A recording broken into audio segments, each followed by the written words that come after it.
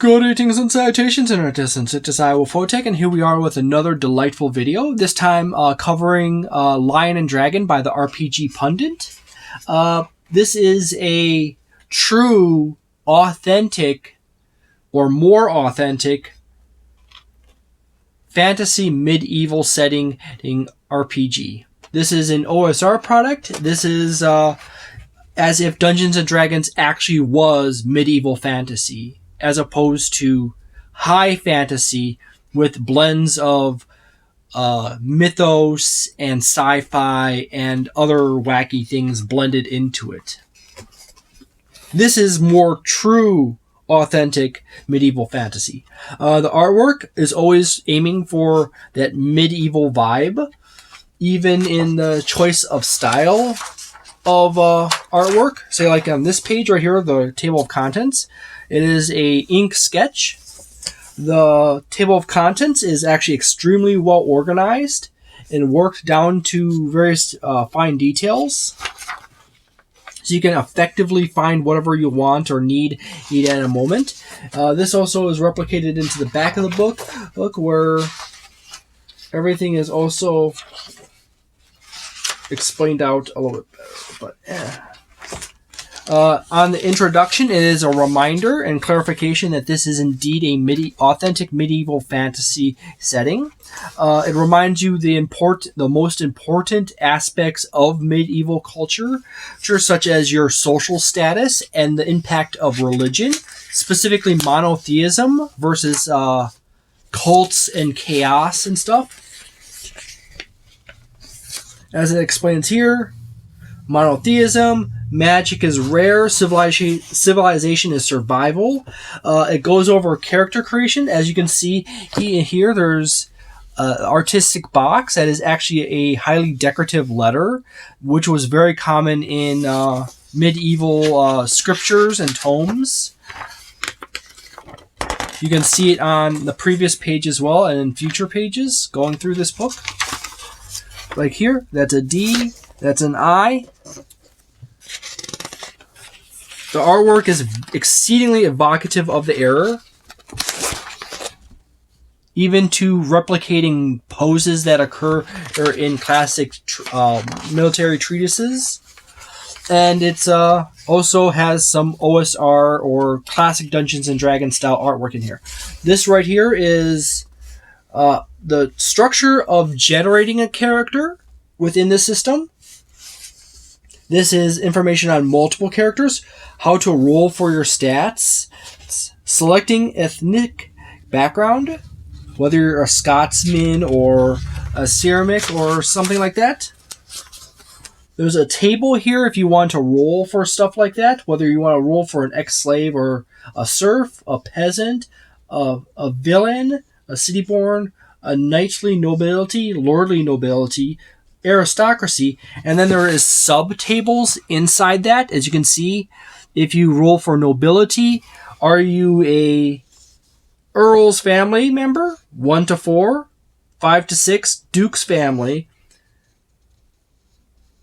And if you end up rolling a 6, you end up as royalty, like a prince or a princess or a king or a queen. However, I probably would avoid going with king and queen and go with prince and princess. There is a section here on background skills, and these are all era relevant skills, like a cutler, a drippier, a dryer, embroiderer, fishmonger, fletcher, founder, fruiter, griddler, goldsmith, grocer, her haberdasher, innholder, and such and so forth.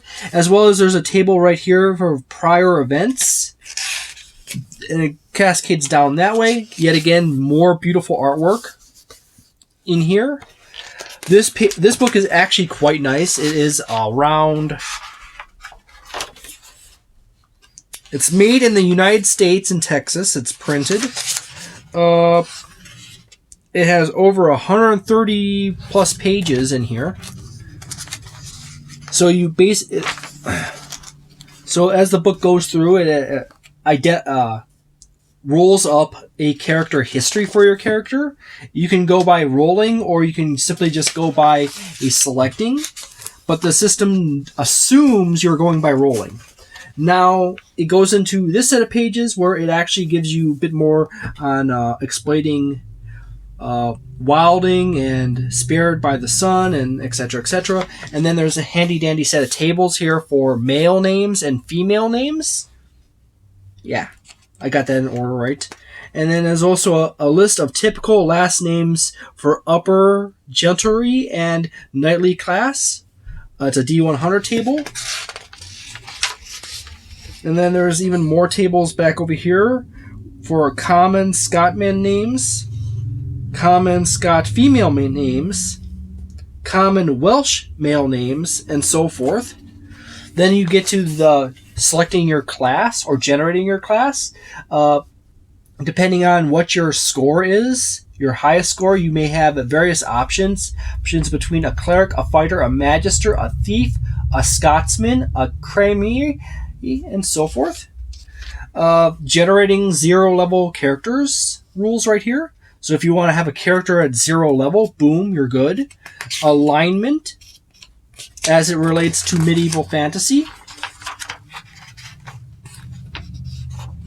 And age rules here. Sex rules, or gender rules, if you want to go with that term.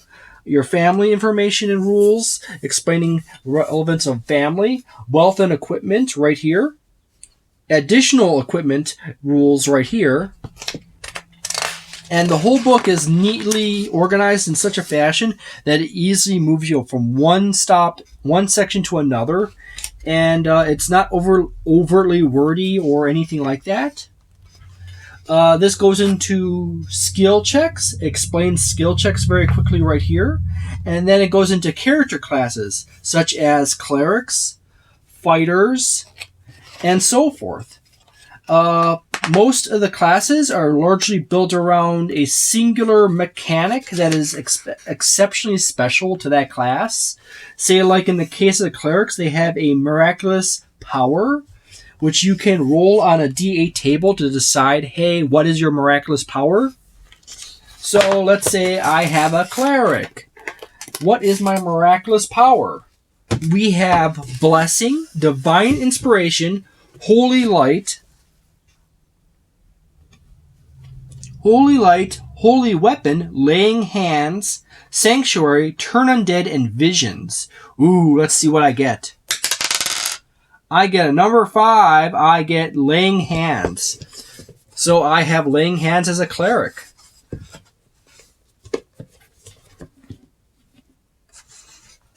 Also, there is mechanics in here for granting your cleric more miraculous powers.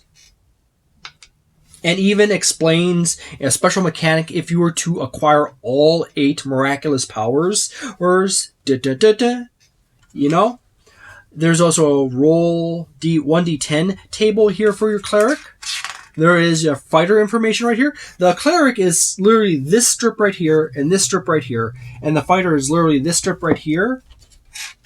And let's double check if I forgot and if it continues on to the next page. Yeah, it's literally, the fighter's literally this strip right here. So the neat thing about this system is all you need is like a character sheet right here. And if you're a player that's new, you can literally open the page to your character class. Pretty much all your character class abilities, for the most part, are on one page. In the case of the Magister, which it starts here and it continues all the way this way, that is not the case. It actually goes across multiple pages. Is there a little bit of Magister on the next page? No. So the Magister is between these 2 pages right here, and then you have the Thieves with thief information right here, a grimoire information right here, and it goes to here. Then you have Scotsman right here. So for the most part, this book is so well designed that all your character information occurs on either one page or a strip, or it's on 2 pages that are directly across from each other. So you don't ever really have to flip through the book to actually know what your character can do. you might have to reference like a mechanic somewhere else for like saving throws or something like that. But other than that, all your core information is like on your character sheet and right here on the page, right at you. You have a section on miracles and magic, clerical miracles, explaining all the clerical miracles. So that's like the one case where you might have to actually flip between is in the case of the cleric and the magister. You might have to look at more than one set of pages, but hey, it's all right here. You got clerical miracles. It's lined up pretty nicely and cleanly. Laying hands. Let's see what's laying hands. Since I rolled laying hands, I will tell you what laying hands do in Lion and Dragon. By placing his hands on someone's injured, ill, poisoned, or cursed, including himself, and uttering a prayer. For 1 round, the cleric may attempt to heal. Injuries can be healed with a DC 13 prayer check, with success healing 1d6 plus 1 hit points. Poisons, diseases, including blindness, deafness, and madness, or curses, can be healed with a DC 18 check. Note that this will cease the further damaging effects of these conditions, but will not recover damage done thus far. However, on a roll of a natural 20 or a roll above DC 25, the cleric can either restore all lost hit point damage or completely cure the effects, including permanent damage, of any poison, injury, or curse. So you have this wonderful little mechanic where you have multiple gradients in effect. You have a critical success effect where you just basically, your prayer was answered so hardcore that you blast out the sin in from the soul. Or you could just manage to pass it, sit and just remove it, and you don't entirely 100% restore a person. They just have to rest up and recover the lost HP or damage. You have information on your magic, magister magical techniques right here. Oh, that's a delightful image of a bipedal elephant person or demon coming at you. Summoning procedure. You can summon critters. It's actually quite delightful. As I said before, there's a ton of awesome artwork. A lot of artwork that is very much in the vibe of the era. In fact, that kind of reminds me, I actually have that piece of artwork right there is actually in another book I have. As well as some of these other things. Some of this artwork that's in this book is actually drawn from public domain classic art that was actually used in actual medieval times, but also from stock art that people have created for said times as well. So you actually flip through this book, you actually see some of this artwork is actually medieval artwork or Renaissance artwork duplicating medieval artwork. So you got demon names and stuff like that. So you basically summon demons in this game system to work with your magic as well. Some circles and stuff like that. As I said before, this is literally how people thought. This system of magic is replicating how people believed magic worked in medieval times. So you have elemental tables, celestial and zodiac tables tying in your magical effects like mercurial, Venetian, lunar, martial, Jupiterian, Saturnine, solar, and so forth. I tried to pronounce that. Talismans of Jupiter. I actually have a book on talismans of the planets. And so forth. Yet again, some more classical style art. This book is an absolute delight to page through because it has such beautiful artwork. Some of it varying ranges of quality, but the quality of artwork is always within the medieval style. So I rolled a 5 again. As you can see, you got a little bit of herbology in here as well, and all the fun stuff.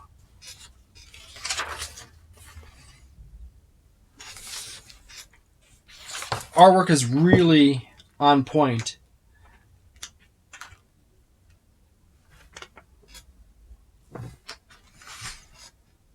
Then you have a section on currency and equipment. So you go through your currency explanation, coinage, etc. You got price lists of common equipment, like your basic armors, a padded jack, jack splint, brigandine. Brigandine! They actually have, he actually has brigandine in here, not that stupid studded leather crap. Chain, hauberk and plate, full plate, shield plain, shield elaborate. And then you have the weapons, which is axe, battle axe, hand, club, dagger, dagger silvered, lance, lance jousting, quarterstaff wood, quarterstaff metal tip, mace, polearm, spear, sword long, cheap, sword long knights, sword silver plated, warhammer.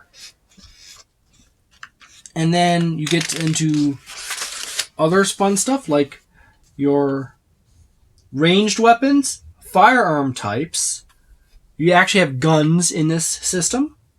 Medieval guns, pistol early era, rifle early period, powder and bullets, 10 shots early period, rifle late period, powder and bullets, 10 shots late period.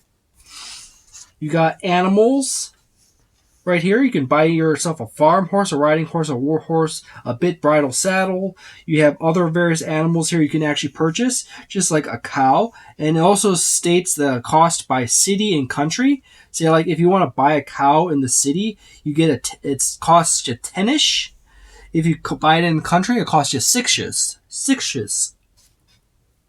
You got a section on clothing prices, like peasant, villain, and knightly, lordly clothes. You got prices on foods of nice variety, miscellaneous equipment, selling valuables, rules, real estate. You can buy real estate. If you get enough money, you can buy real estate. There's even rules on taxation down here, because taxation is a major thing in medieval times. You got other expenses here, like archer, cavalry, if you were to hire your hirelings or services. You got mercenary prices for knights, knight captains, soldiers, so forth. Professionals like craftsman, master, craftsman, apprentice, unskilled labor, and so forth.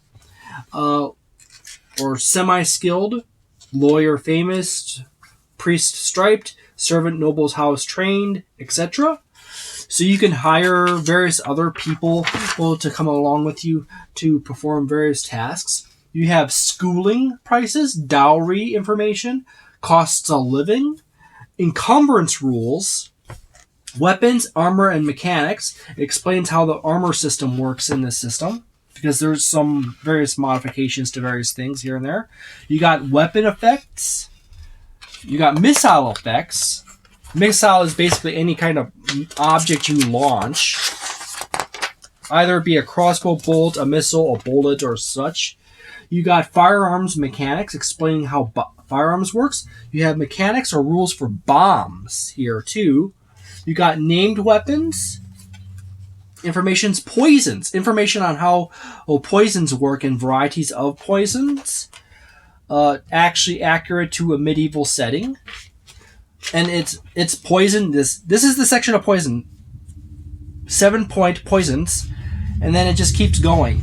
And it goes across one page to another, 2 columns, to a third, fourth page, fifth. There's roughly 4+ pages of poisons. And then you have, this is the Game Master section of the book, like reaction rolls, morale rolls, so you know when your troops that are fighting the party are going to freak out once they sustain too much damage and fail their morale roll and they have to run away. You got travel time rules, wilderness and survival rules. You have combat rules, timing, random encounter distances, surprise attacks. You got initiative rules, action rules here. Attacks, natural 1s and 20s rules. Charging rules. You can charge. Your character can charge into battle and gain benefits and penalties by charging. You got parrying, defensive combat rules. So if your character wants to, say, block or parry your opponent's attack and return attack, you have rules on how to do that. Firing into melee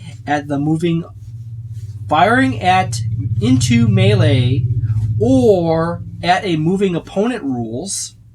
Armed shots or aimed shot rules. Mounted combat. Visibility and cover rules. Withdrawal and opportunity attack rules. Prone and helpless opponents rules. Grappling rules. You have health and hazard rules, saving throws, healing and recovery, aging rules. A little section on aging rules right here. You got illness rules. By the way, seeing that this is an OSR product, it is quasi-compatible with your Dungeons & Dragons 5th edition, 3.5 edition, your 1st, your 2nd, your Pathfinder. So if there's a mechanic in here that's not covered in, say, like your Dungeons & Dragons 5th edition game, you can use this system to patch that spot in your Dungeons & Dragons 5th edition system, because a lot of the rules in this system is based on the same core logic of Dungeons & Dragons. However, there are various areas, as I said, like magic or miracles and a few other things, where it is rendered more realistic to the perceptions of medieval times. We got falling damage rules, which is exactly the same as Dungeons & Dragons 5th edition. Fire damage rules. So if your character catches on fire, you have rules right there for, oh no, he's on fire, or the house is on fire, or the dog is on fire, or the water is on fire. Oh no, wait a minute, they don't have rules for water on fire. Gotta pee on it, roll limestone on it, see if it works.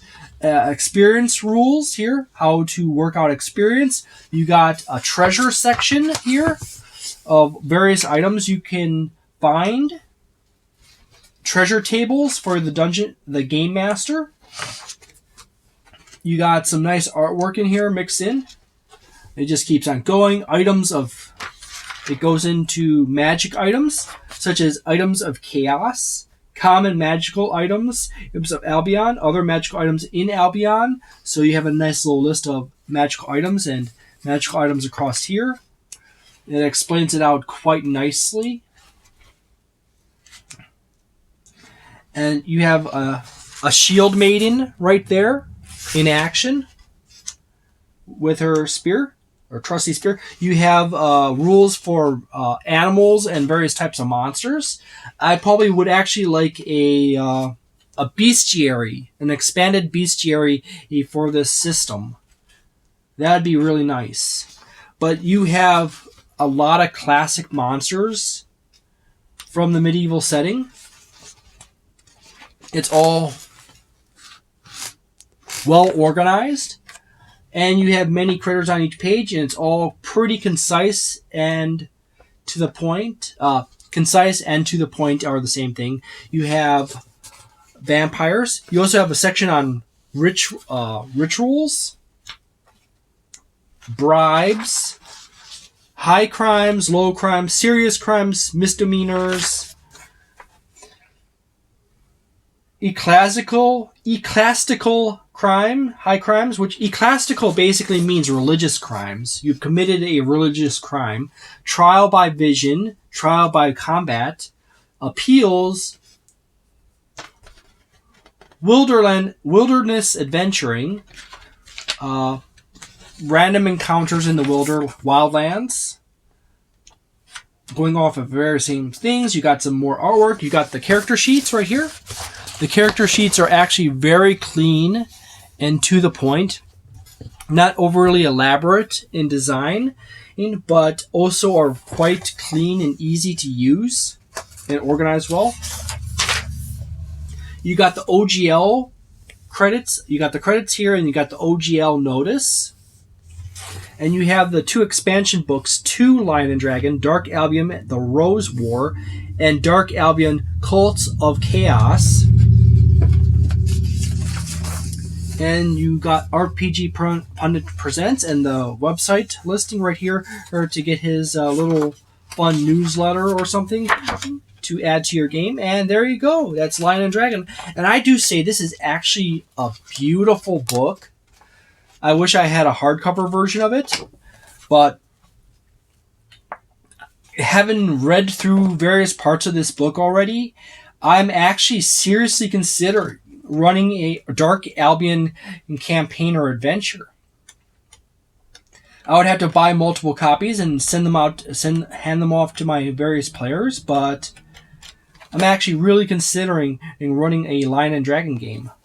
It's actually a really nice system. It's very clean and to the point, yet it also maintains a great deal of the feel of a medieval world, an authentic medieval world, where everything has still a solid framework of its operations in Dungeons and Dragons core, but yeah, I'm naturally really inclined to want to give it a score. If I'm giving this a score, I probably would give this a 4-star. I really do like this. It is a wonderful book. It's wonderfully written. It's wonderfully organized. I truly want to see more of this. And I'm going to go and buy the rest of the books for this setting now. And see if I can get people to try out Lion and Dragon. So thank you very much for watching this video. If you enjoyed this video, please leave a like and subscribe. And I hope you come back next time and have a delightful day, a nice night, a wonderful week, and a magnificent month.